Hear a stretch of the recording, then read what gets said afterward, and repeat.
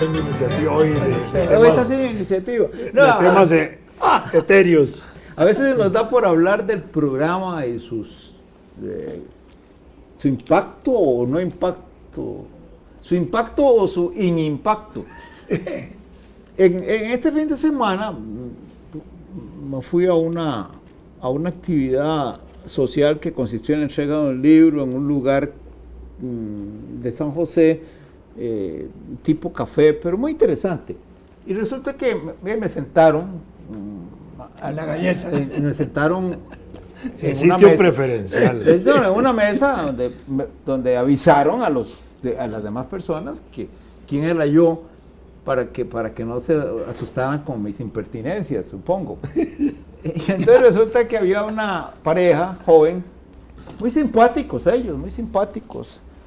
La señora resultó ser una oyente casi religiosa de este programa.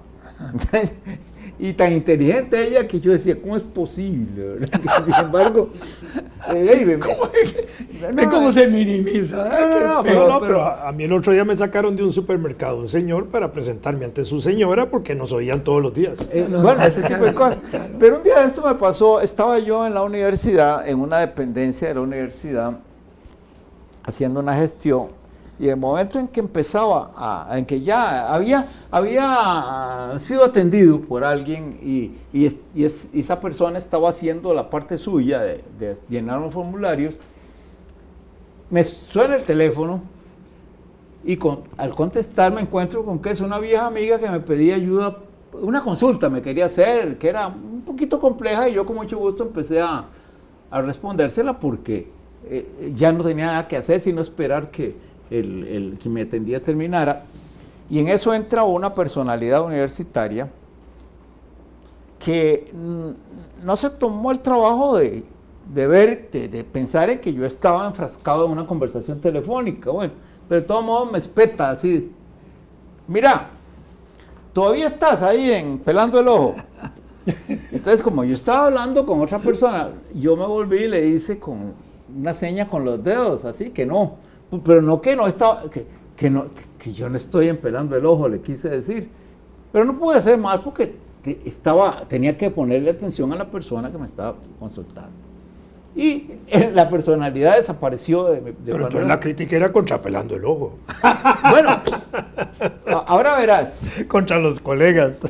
Sí, hay que suponer eso, pero ya termino mi gestión y todo lo demás y quedo muy satisfecho con lo que ocurrió y me voy caminando hacia otra oficina y me encuentro de pronto de frente con esa personalidad.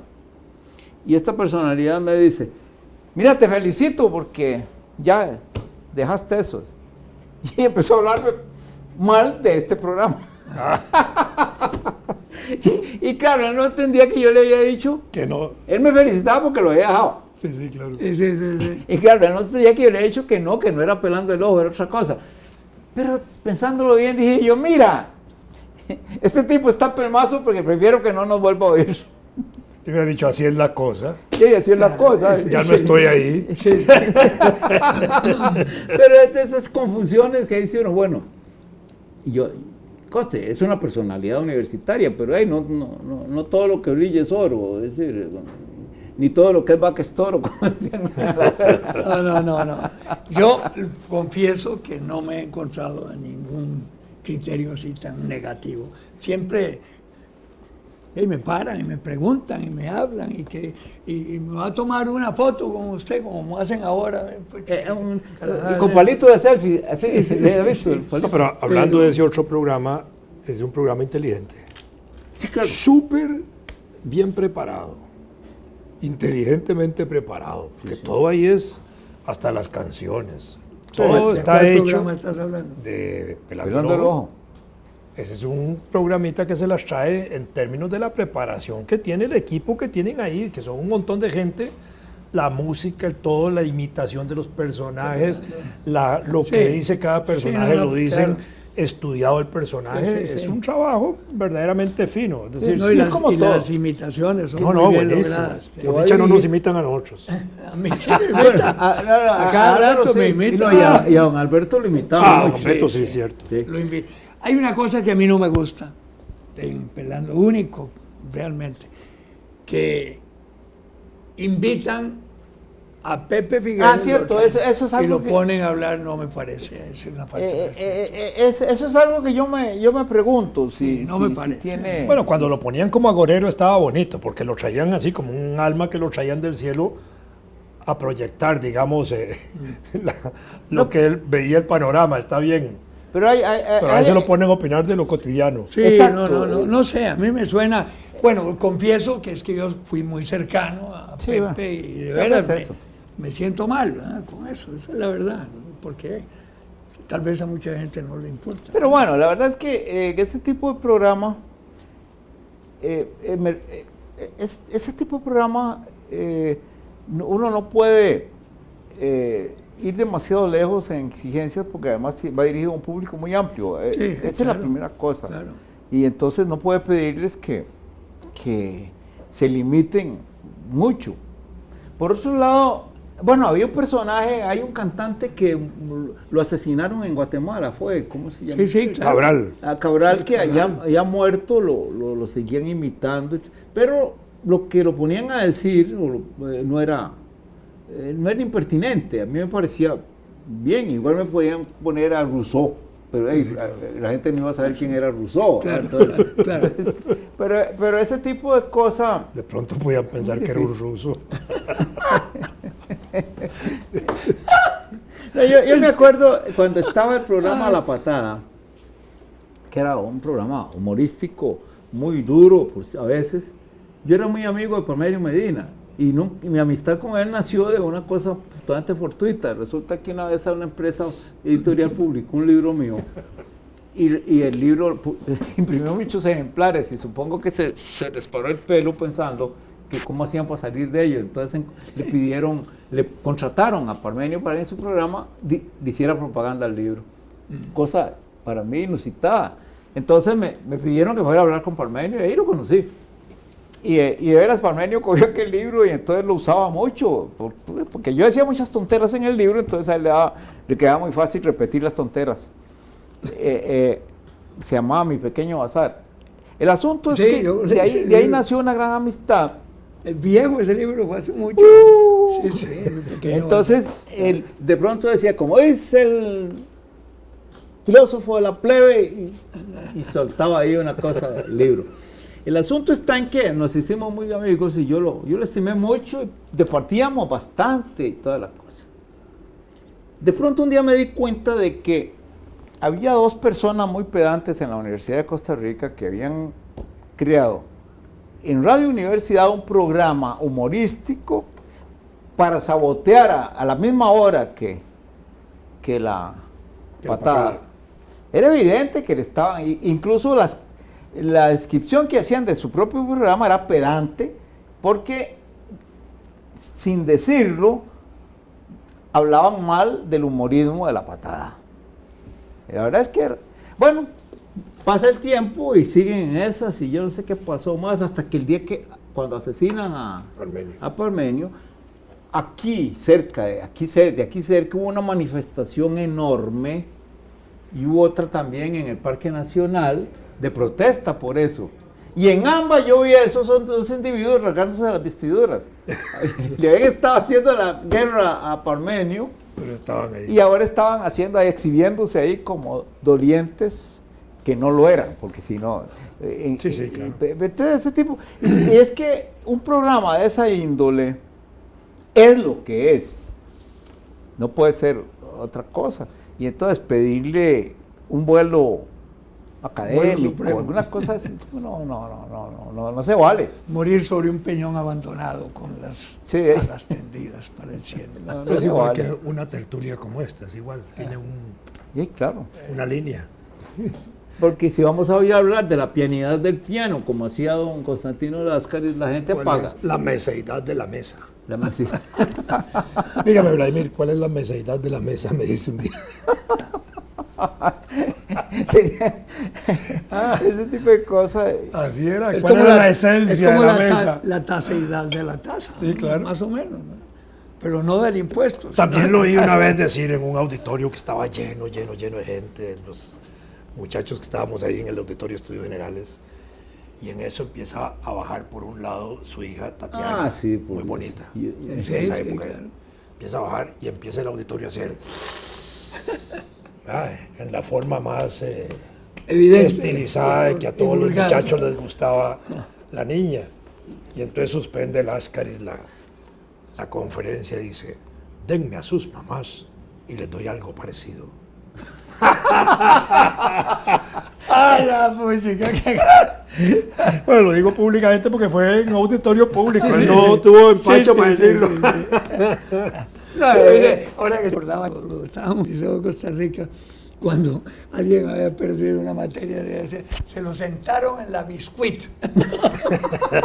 Así decíamos. Sí, claro, sentaron una galleta. Ay, don Miguel Ángel Dávila se enojaba. ¿Qué es ese inglés? Es biscuit. Pero todo el mundo decía, se lo sentaron en la biscuit. Es que en eso, o sea, es que una cosa que he estado leyendo ahí, pero no he ahondado mucho, parece ser que hay una autoridad de Google o de Facebook, ya sí se me enreda todo eso, que pretende reglar su sistema para excluir a aquellas personas que escriben con faltas de ortografía. Como una... Entonces, claro, perdón, pero a mí eso me suena algo muy antidemocrático, porque ¿cuántos no tienen mala ortografía?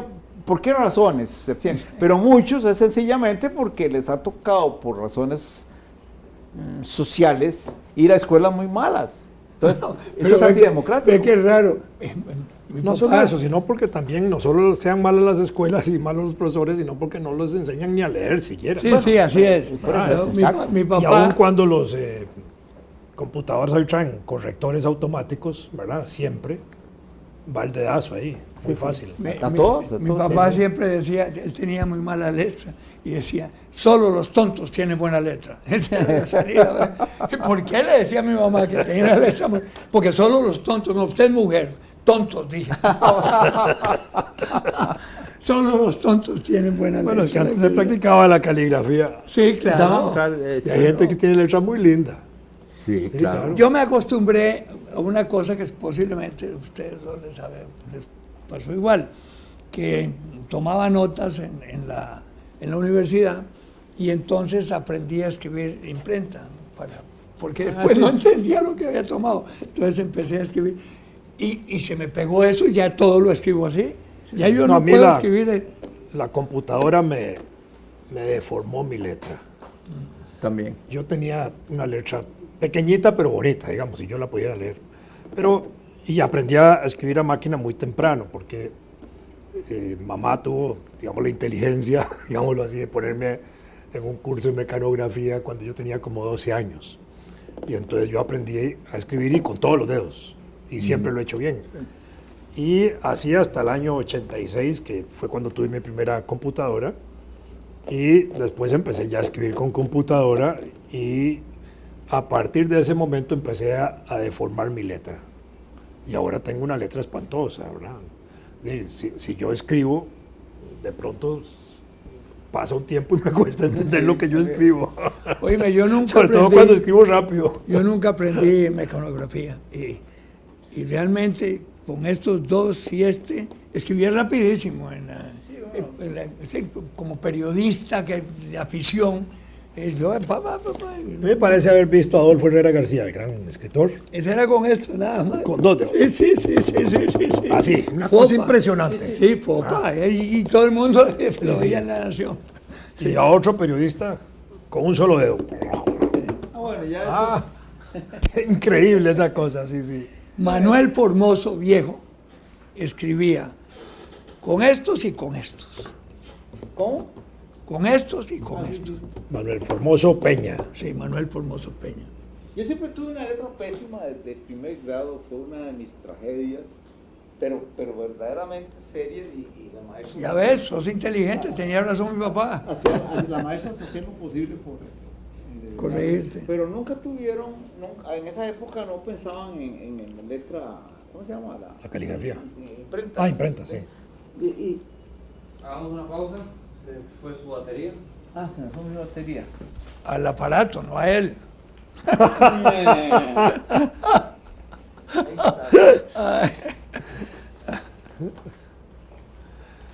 En el proceso de la enseñanza, hace como 20 años, se pasearon.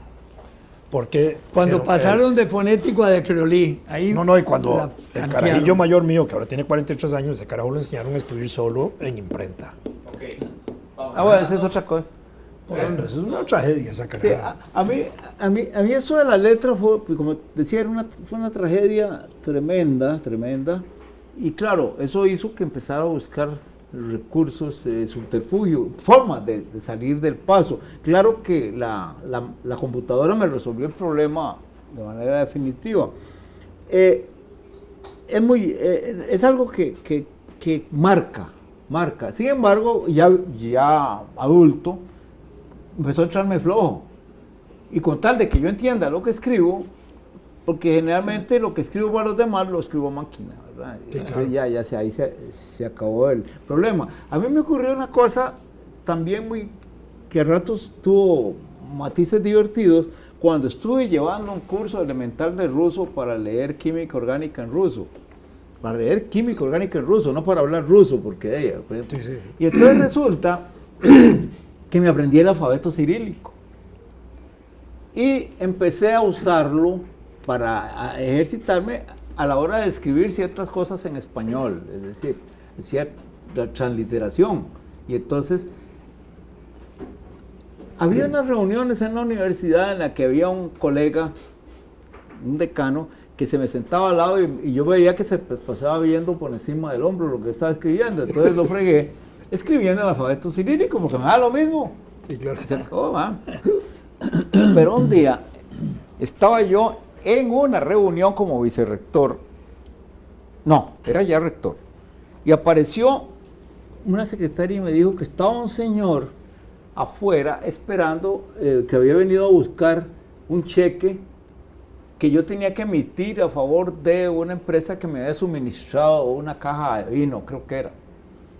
Y entonces, lo redactaste. Ahora verás, sí, yo sin dejar de escuchar lo que estaban diciendo los demás, saqué la chequera y escribí el cheque. Y bueno, allá al rato vuelve la secretaria y dice, Fernando, no ve, había escrito la palabra 500 en cirílico, K, I, rusa. Y ese tipo de cosas a veces me ocurre que estoy tomando notas sobre algo y por alguna razón quiero poner énfasis y quiero escribir en mayúsculas, pero ahí las agarro en cirílico y no me importa porque después yo entiendo. Y tengo, en muchos de mis libros aparecen notas al pie, esas de que uno escribe, ¿verdad? Y está en cirílico y muchas veces es porque no me interesa que se enteren de que estaba pensando yo, pero otras veces simplemente es automático. Y la maña se va a morir conmigo, ¿verdad? Está simpático. Vamos a ver. Ya sabemos para cuando tengamos que buscar algún escrito de Fernando. ¿Cómo ¿Por qué se llama cirílico? Por uno. ¿Cirilus? Se llamaban Cirilo y los evangelizadores de los eslavos, ¿verdad? De los rusos, ¿no? Los rusos. Por eso es alfabeto cirílico. Es muy interesante porque es muy musical el idioma. Sí. Sí. Es muy musical. Usa mucho, tiene un sonido de ñ, casi permanente. Cuando lo oye uno hablar, hay una ñ. Pero sí es musical. La T que yo uso no es la del ruso, eso es otra cosa. Me pareció más fácil usar la O con un palito adentro, eso es del búlgaro. Por ejemplo, dice Katsivia Sabut. ¿Cómo se llama usted? Entonces, Miñá Sabut. ¿Perdón? ¿Cómo? Dice Katsivia Sabut. Eso es como decir, ¿cómo se llama usted? Ajá. Entonces uno dice Miñá Sabut. Miñá. Miñá, sí. Miñá, sí. Esa ñ. Sí, hay un sonidito de ñ. Miñá Sabut, tal cosa. No, yo tuve un gran amigo que era de origen ruso, que nos mandaron a la ODECA como uno de los asesores, y me acuerdo en qué campo, cuando estaba el programa de los libros y se le oía, a pesar de que hablaba muy bien, la ñ le pegaba, ¿verdad? Sí. Yo recomendaría, si alguien me pidiera una recomendación, que a ningún niño se le agobie, se le atosigue con el tema de la letra mala o fea. Eso es absurdo. Yo creo que hay cuestiones de orden mecánico y psicológico que influyen en eso y que con el tiempo los niños son por lo general. Yo tengo la noción de que los niños son sistemáticamente inteligentes y se la saben arreglar para resolver ese tipo de problema, pero hay una especie de atosigamiento que sufren cuando se les está insistiendo en una cosa que de todos modos no tiene un remedio inmediato. Entonces mejor, por ejemplo, bueno, en mi caso yo recuerdo que mi mamá y papá nunca me dijeron nada por eso. Sin embargo, sí me combinaban a leer mucho. Y entonces de ahí, el favor que me hicieron fue enorme en ese sentido, porque en la casa nunca nadie me presionó porque tenía una fea letra. Más bien les parecía importante lo que estaba diciendo, escribiendo. Y eso es lo que cuenta, ¿verdad? Y ahora, digamos, con las nuevas técnicas escolares, en muchas escuelas, especialmente privadas, digámoslo así, el impulso es casi para que escriban en computadora. Claro. Ya se introdujeron las máquinas, los aparatillos para los muchachos que van con todas sus computadoras portátiles. En tercer grado, y ya escriben solo ahí. Ya casi no escriben manual. No. Recuerdo en tercer grado, en la escuela de Buenaventura Corrales, tenía un compañero de apellido Litvin, que tenían, por cierto, un león en la casa. Yo lo conocí mucho, este hombre, fue el que me dejó una culebra en la casa. Ah, bueno. Sí. Un tipo fantástico. Sí, encantador. Y resulta que empezamos las clases de inglés y entonces un día que salíamos de la clase le dije, ya me aprendí el alfabeto. Y me dice, ¿cómo? Digo, A, B, C, D, E, F, G, H, I, J, pues le digo el alfabeto. Y me dice, qué bruto, ¿ya sabes inglés? Digo, ¿cómo que ya? Claro, nada más va sustituyendo las letras de las palabras y ya sabes inglés. Y llegué a la casa y le digo a mi tata, papi, ya sé inglés. Y entonces me contestó algo en inglés. Le digo, no, pero déjeme explicarle. Y me dijo, ay, por favor, no me diga esas tonteras porque me molesta. Era un tipazo ese señor. Sí. Litvin era ese. Rodolfo Litvin. Sí. La casa... Tenían un león enorme, se lo regalaron y tenía hasta el nombre, Rafael se llama Rodolfo, se llamaba el león.